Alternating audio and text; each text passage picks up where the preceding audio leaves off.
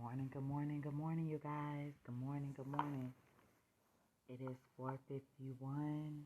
I'm sorry, 4:59, not 4:51, 4:59. So you guys know that I'm seconds away from it being 5 o'clock in the morning on a Saturday. Thank you, Jesus, that these eyeballs are open. Thank you, Father. All right, it's 5 o'clock. Good morning, viewers. Thank you guys for tuning in to the Breakfast Show with Marisha LaShay. Welcome, welcome, welcome, you guys. Thank you guys for dropping by my live this morning. This is season 2. If you missed out on season 1, feel free to head to our YouTube network channel this morning, this evening, or this afternoon, whatever that you feel led to do. So you can tune in to the episodes from last season. Episodes are being uploaded. We currently have 10 episodes out there, but we also have some more content from a few of our other members, Mo Morris and Kennedy Thomas. Please check them out. All right, come on, let's celebrate this second season of The Breakfast Show. I want to give tribute first and foremost to God, who is the head of my life. I thank you for making this moment possible for me, God. I thank you to my biggest supporters, my parents, and the principles and morals that they have instilled in me. Thank you for my constant supporters. You guys know who you all are. Shout out to my son. Mommy loves you. Yes, most definitely. So let me go ahead and introduce myself. My name is Marisha Morris, but I am formerly known as Marisha LaShay, a name that my father had given to me when I started doing this video content on social media.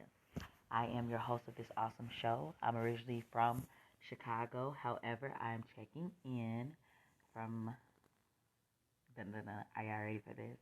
South Carolina today. It's a very, very, very important day for me today.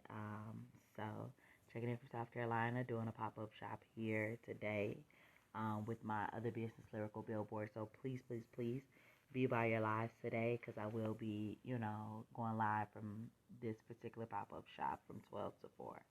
So I'm very honored to be here. You never know where I'm checking in from. So yes, please stay tuned later on because we have goodies and things to pass out and insight. So my background, what is the Breakfast Show Marisha LaShay? Well, this platform was created to engage an audience worldwide with thought-provoking questions and to encourage open dialogue to gain insight on multiple perspectives on a question or a statement.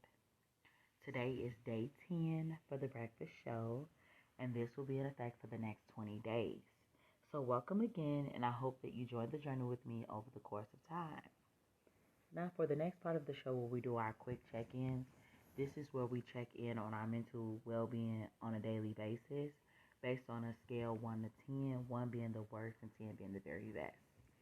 Today I am a 20, a very reserved 20, because in the inside, I'm just really, really full of energy for all the hard work that I have put forth for preparing for this day and how the enemy have tried to overturn and bring dysfunction and try to cancel, God's plan or try to rain on God's parade.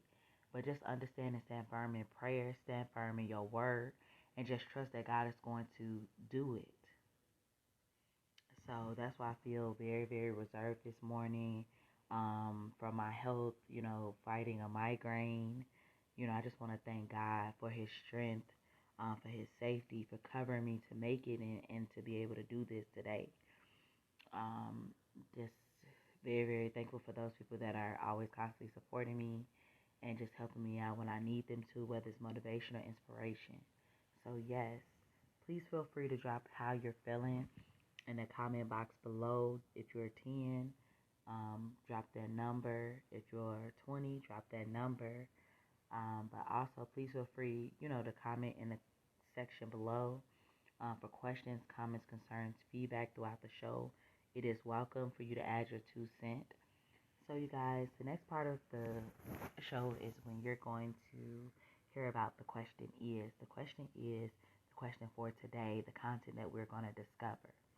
So what I normally do is I just read the question twice, kind of give everybody an opportunity if they're coming in on the back end of the live or if they just missed it for whatever reason, then it allows them to be able to hear it. And And then it also just gives me the opportunity to go ahead and gather my thoughts, even though I just kind of jot down what I'm going to say and share with you guys. I just like to be organized and prepared. So, the question is, dear entitlements, why does everyone feel a sense of it? Dear entitlements, why does everyone feel a sense of it?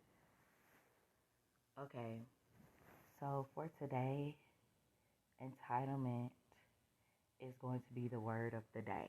Okay, so what I would like to do for you all today is to break it down in three different ways based on three different definitions of the word entitlement. The first one is the fact of having a right to something. The key word in the definition for entitlement is right. Okay. So the example, full entitlement to fees and maintenance should be offered.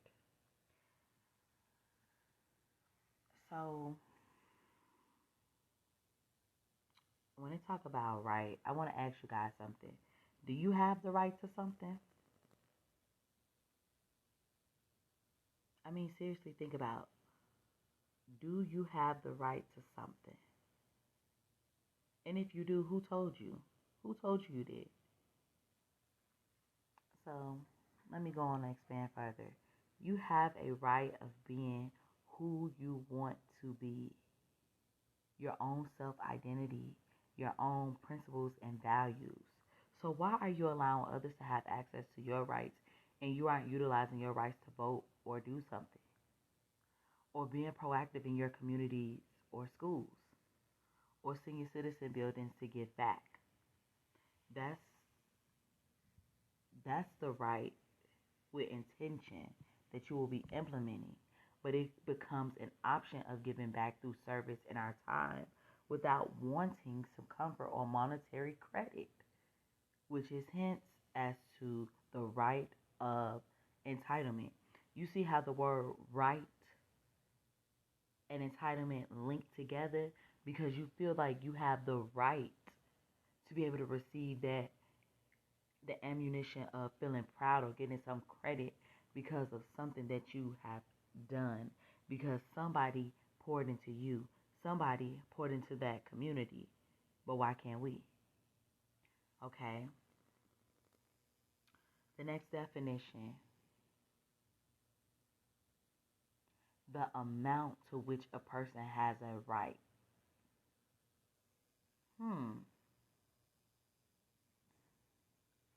I'm going to go back and I'm going to read that one again. The amount to which a person has a right. Okay. Example, like an annual leave entitlement. So you mean to tell me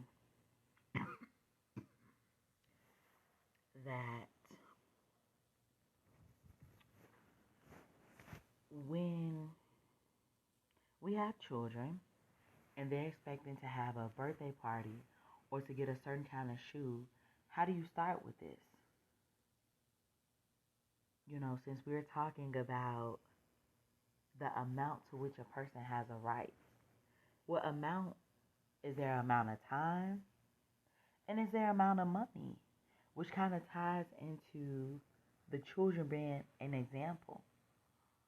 You know, I believe that this stems from our thinking about our children, you know, and what we pour and show our children. Everything is earned and never given, which was my dad's example to me on how I approached that and adopted that motto into my parenting. When children meet their parents' expectations in school and around the house, they should be celebrated. However, if your child isn't practicing obedience, discipline, or respect, this child shouldn't expect to engage in these privileges like haircuts, shoes, new outfits, etc. Or how about when our parents did certain things like making you wait to drink until all your food was gone off the plate? You earned that drink. You understood the preliminary of what your parents' expectations were. And you met them expectations in order to get what you wanted. This was a give and an exchange. It wasn't something optional. you knew what you had to do to be able to get what you wanted.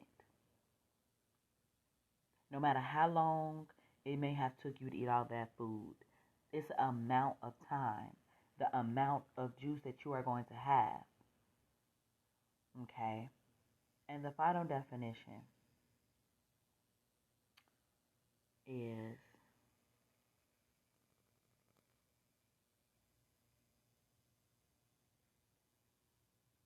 the belief that one is inherently deserving of privileges or special treatment. See, definition 2 and 3 tie in to these two examples here. When children are expecting you to celebrate them and they have not done nothing, or if their behavior change up and you don't put a halt to it to freeze it. Hold on, you acting a fool. I'm gonna have to take something away from you. But some parents feel like that they have to prove, oh, I didn't get to experience this as a child, so I don't want to take this away from her. But her behavior is saying otherwise. She's not entitled to receive this birthday party. She's not entitled to go to this gathering. She's not entitled to sit up here and wear the hottest fashion, and she ain't fell short of the glory, and she have consistently repeated to fall short of the glory. Because if you do it once, then she's going to be expecting you to do it again, and you are creating a pathway of entitlement.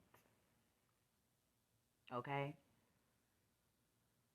you are creating a pathway of entitlement. Oh, because you're my mama, you're supposed to do this. Because you are my daddy, this is what I'm believing, that you're supposed to do this for me. Because I'm your child. By law, they just need to do just the bare minimum. So if your parents do extra stuff for you, you need to appreciate that. Okay? So I'm just going to recap these definitions. The fact of having a right to something. The key word in that one is right. Second one,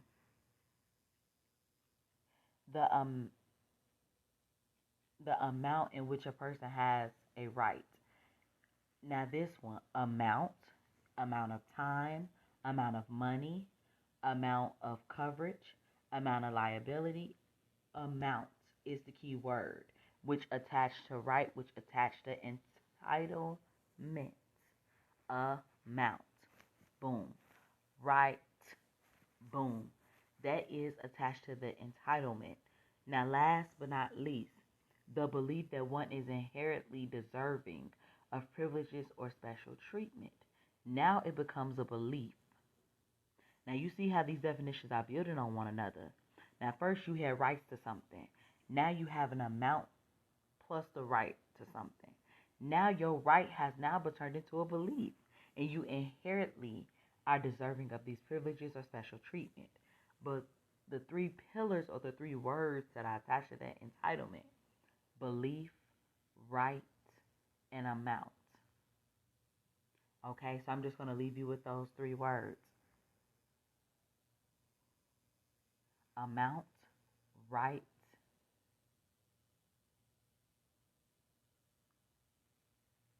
we have belief as being the last. Amount, right, belief. So I asked my question: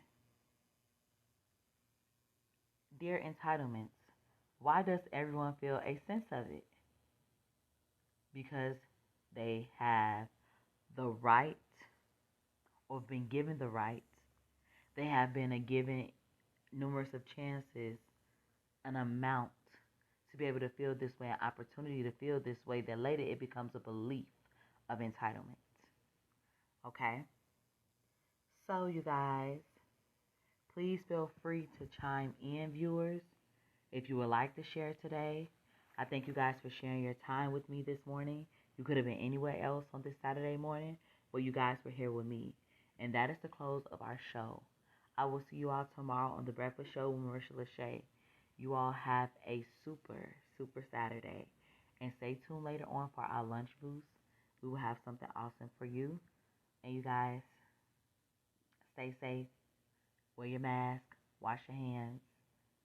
And put your sanitizer on your hands so you don't have any dirt. All right? All right. Love you guys. Have a great day.